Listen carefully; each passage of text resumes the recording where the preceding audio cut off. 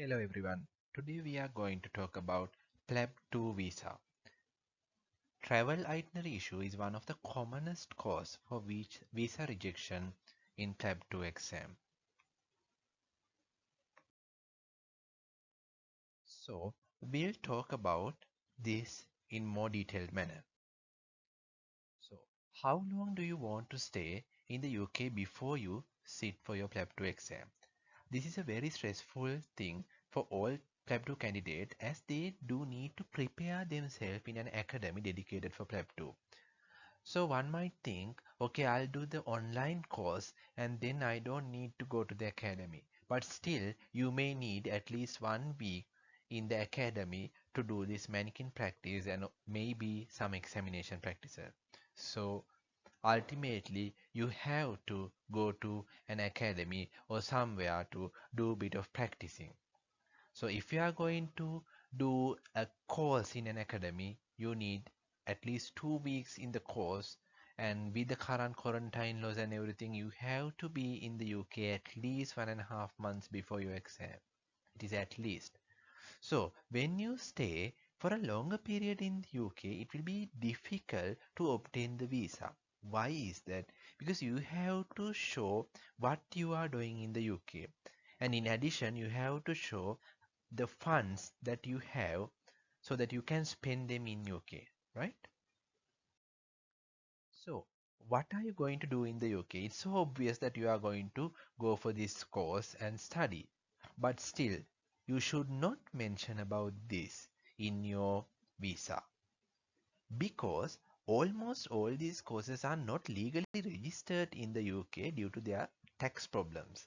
So they can't officially give a letter that they will provide an educational course for you.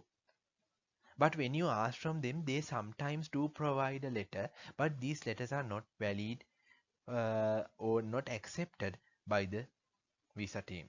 So if you try to mention that you are going for a course, then you will not be able to gain the visa. So that is why most of the people get their visa rejected. So one might say, I am from some kind of country, but I still mentioned about this PLEB 2 course, but I still got the visa. Yes, that is true. For some people, they do get, and this is specially seen in the South Asia. Most of the South Asian who have mentioned regarding these PLEB 2 courses has got their visa rejected. So it is good that, and it is, I mean, it is very good if you don't mention about this PLEB 2 course. So then you have a problem. What are you going to mention? When you apply for PLEB 2, you must always put a nice cover letter, right? We will put a new video regarding how to prepare your cover letter and how to arrange it nicely. So in this cover letter, you should put a itinerary. For most people, PLEB 2 will be their first visit in UK. So you can say that you are going to have some relaxed time in the UK before you sit for the exam. So I'll put my PLEB 2 itinerary, right? My PLEB 2 travel itinerary so that you can get an idea. So my PLEB 2 was around 24th of March. So I arrived in UK 19th of February. So I was doing a course in London.